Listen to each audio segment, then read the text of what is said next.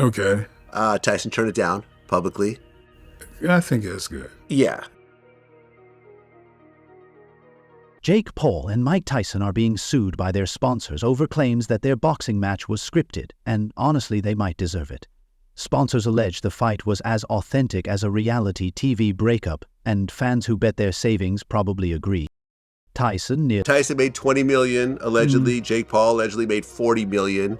There were over 72,000 fans who attended, $18 million at the gate. This was actually the 9th highest combat sports gate ever. 60 barely landed 18 punches, while Jake, in his late 20s, won unanimously. Age gaps and predictable endings seem to be boxing's new go-to formula, or was this just a massive cash grab? Mike walked away with $20 million, and Jake pocketed a staggering $40 million. Must be nice to earn more for acting than actually fighting. Now, instead of dodging jabs... He won. Everyone won. Jake Paul won. Mike Tyson won. Netflix won. The fans, they got something. I don't know if the fans won. They got reality. They're dodging lawsuits from sponsors who didn't sign up for this circus. The legal drama might end up being more entertaining than the fight itself. Tyson is reportedly facing a $1.6 million lawsuit. But let's be real, he should probably add a couple million for how painfully awkward the match was. Stay tuned, this soap opera is just getting started. Mike Tyson is back in the spotlight, but this time, it's not for a boxing match. It's for a courtroom showdown. Tyson is boxing like a business. Right. He's handling like it was a governing body, something like that? No, it's like this is his playpen. Hey, let's put these guys. Hey, come on, you want this? Hey, come on, let's put them in. Yeah, they don't want to fight each other. Hey, you guys want to fight? It's me. Yeah, let's fight together, you know? Being dragged to London's High Court by Meteor, the sponsors who claim he bailed on a lucrative promotional deal to cozy up with Netflix for the Jake Paul fight. This wasn't just any deal, it was a partnership that could have lined Meteor's pockets. Instead, Tyson allegedly ditched them, leaving Meteor holding the financial bag while he cashed in on the Paul fight. And now, they're demanding $1.6 million in damages.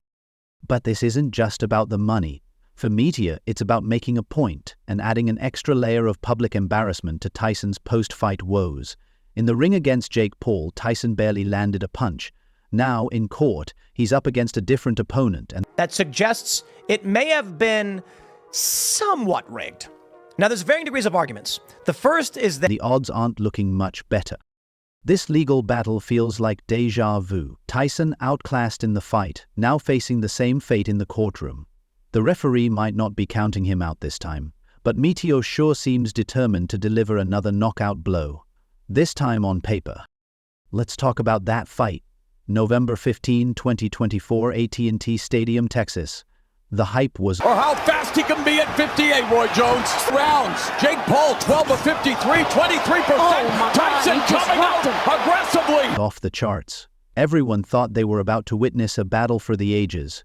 With 700,000 fans packed into the stadium and millions tuning in on Netflix, the stage was set for a historic showdown. Instead, they got something closer to a senior fitness class. Mike Tyson threw 97 punches and landed a grand total of 18. Yes, 18. That's less than a quarter of his attempts. A 28-year-old kid who, used to be a YouTuber, and he's worked hard to learn boxing. He really has. He's come along, but really, he's still not of that level. This was supposed to be his grand comeback. Someone needs to rethink the plan. Maybe a rematch with his trainer would have been more fitting than stepping into the ring with a YouTuber. Meanwhile, Jake Paul did what he does best, cashed a massive paycheck without breaking a sweat. He won unanimously, the most shocking part of the entire night. Tyson, on the other hand, seemed more focused on staying upright than noticing Jake was in front of him. At one point, it felt like the ref might pause the fight to hand Tyson a chair and a glass of water. And, of course, the internet had a field day. Social media exploded, not with excitement, but with rage. Fans who paid top dollar expecting a brutal brawl were left watching a circus act. Worst fight ever was trending on Twitter, faster than Jake Paul running from an actual professional boxer. What was supposed to be a legendary clash turned into the roast of the year. Fans deserved better. The conspiracy theories came flying, and honestly, fans might have a point. Tyson's sudden exhaustion and Jake Paul's shockingly dominant performance felt more Well, X has spoken. The fight was scripted. Everyone is talking about this on X, and the script was actually leaked on X a few days ago. Scripted than a reality TV finale. If there was a fight script, someone should have at least made it interesting. Maybe a surprise knockout or a steel chair for flair. Even boxing purists couldn't resist roasting the spectacle. They labeled it a disgrace, comparing it to a low-budget wrestling match. Legendary fighters chimed in, likely wondering how the sport they'd built ended up featuring a retired champ and a YouTube prankster as headliners. And just when you thought it couldn't get messier, Netflix stepped in to fumble the bag. Their livestream crashed harder than Tyson in round 5, with buffering issues and outages affecting 900,000 viewers.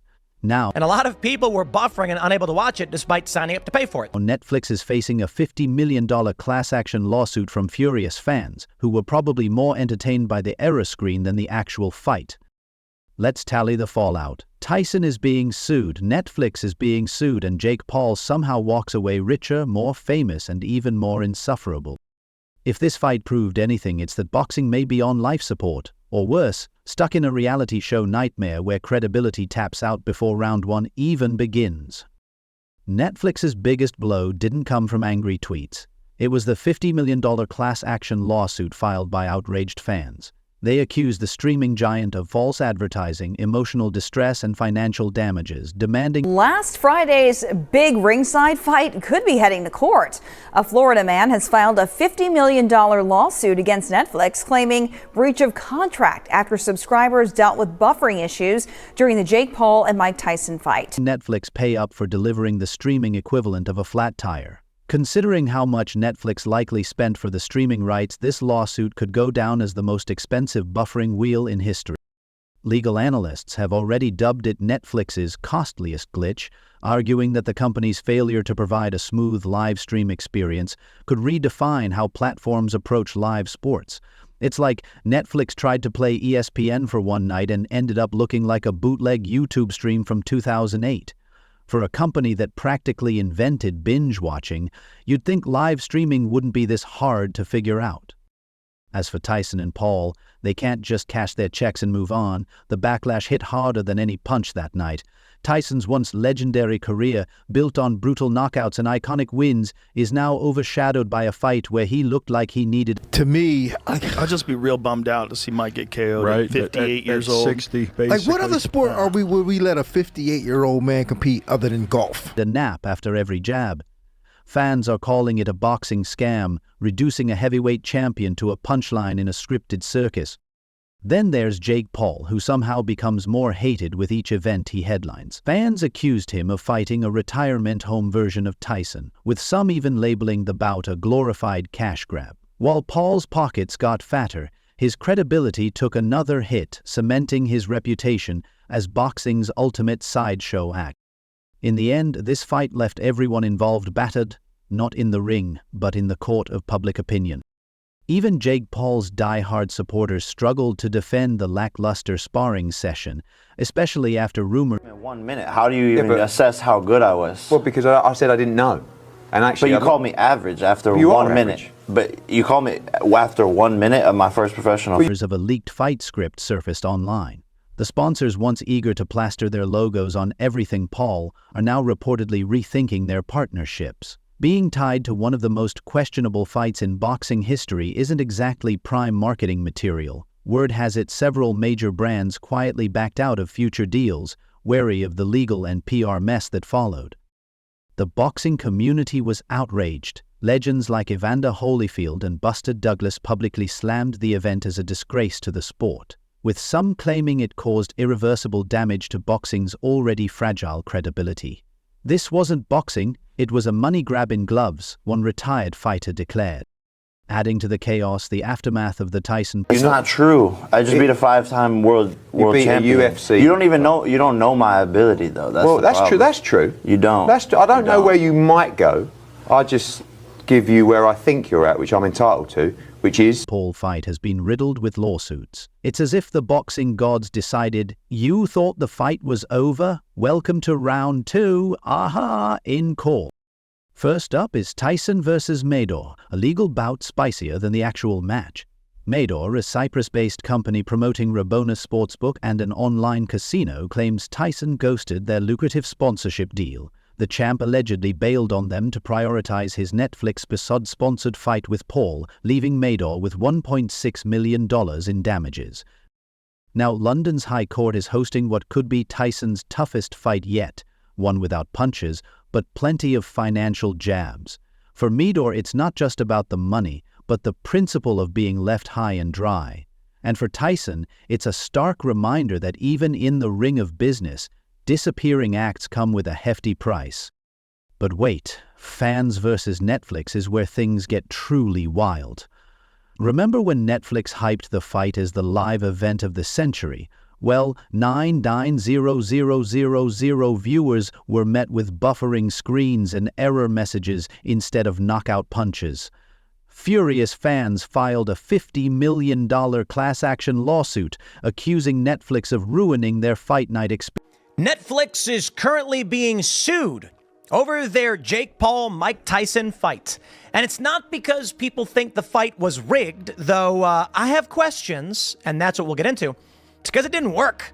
And a lot of people were buffering and unable to watch it despite signing up to pay for it. They didn't pay to watch spinning circles. They paid to see Tyson land punches, not legal troubles. Netflix's PR team is probably sweating harder than Tyson after round 4. The potential fallout could get even messier. If courts rule against Tyson, Netflix, or the fight promoters, expect significant changes. Future celebrity boxing events might face stricter regulations, increased transparency, and perhaps even mandatory guarantees for entertainment quality. Boxing's reputation after this debacle, flat on the mat, waiting for the ref's count. The damage is done. The sport's credibility took a beating worse than Tyson's punch stats. Fans are now questioning if any high-profile fight is genuine or just another scripted cash grab. The industry impact is undeniable. Promoters are rethinking their approach to celebrity matches. Throwing big names into a ring isn't enough anymore. Fans demand action, drama, and actual competition, not a geriatric slugfest that feels like a bad reality TV finale. And let's not overlook fan skepticism. Boxing's hardcore base now has serious trust issues. Future influencer bouts may struggle to draw viewers without delivering proof of authenticity. So, what's next for boxing? The real battles may no longer be fought in the ring, but in courtrooms, press conferences, and Twitter threads. Boxing isn't dead, but it's definitely down for an 8 count, trying to find its footing in a world where spectacle often outweighs substance.